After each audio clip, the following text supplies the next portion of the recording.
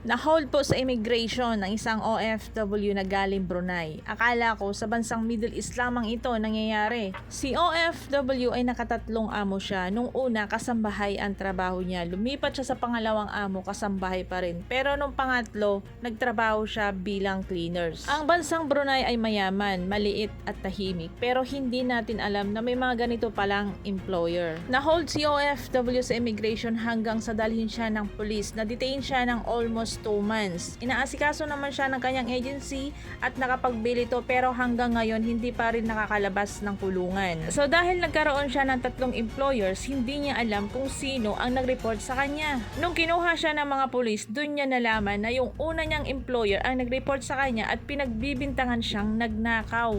Ang nakagalit pang ginawa ng kanyang employer ay nakapost ang mukha ni kababayan sa mga kalye at sa mga mall. Hiyang-hiya po ang ating kababayan. Hindi niya po alam ang gagawin niya. Naiiyak na lamang po sa sobrang hiya. Hanggang ngayon po ay nakakulong pa rin siya. Nakakaawa talaga ang mga nangyayari sa ibang OFW. Lalong-lalo na pag nakakausap mo silang umiiyak. Gusto nilang umuwi sa Pilipinas pero hindi sila makauwi. Yung mga taong nilalapitan nila at humihingi ng tulong para sila ay makauwi, pero hinihingian pa rin sila ng pera. Tulad na nangyayari dun sa isang kababayan natin sa bansang Saudi Arabia. Humihingi sila ng tulong sa Embahada ng Pilipinas dyan po sa Saudi Arabia, pero tinanggihan po sila dahil hinihingian po sila ng pera. May sakit si OFW at gustong magpagamot sa bansang Saudi Arabia dahil pagdating sa Pilipinas, pag nagkasakit ka ay sobrang mahal. Si OFW ay meron siyang cancer. Nakauwi siya sa Pilipinas noong August 10. Pagkaraan ng ilang linggo ay nasawi rin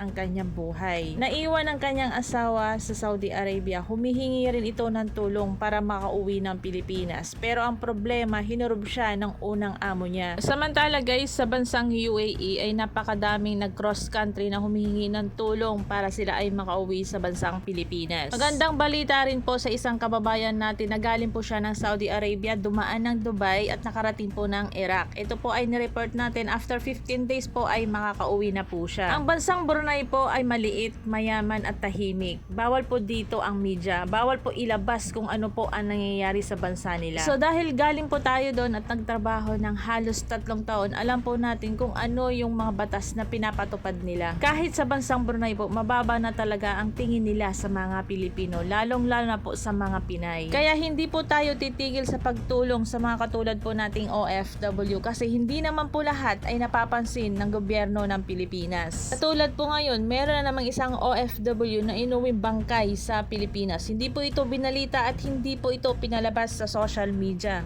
Ako nga po pala ang inyong lingkod, Joency Fernandez po, isang OFW advocate.